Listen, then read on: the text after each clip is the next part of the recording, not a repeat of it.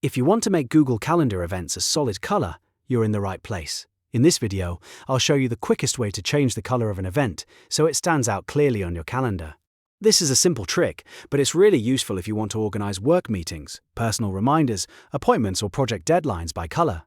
And if this tutorial helps you, be sure to hit the like button and subscribe for more easy tech guides just like this.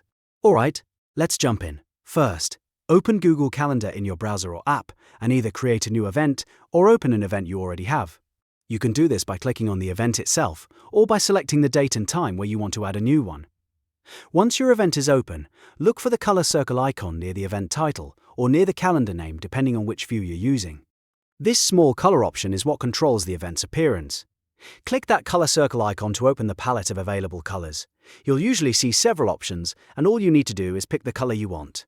Choose the shade that best fits the type of event you're organizing. For example, you might use one color for work, another for personal plans, and another for deadlines or travel.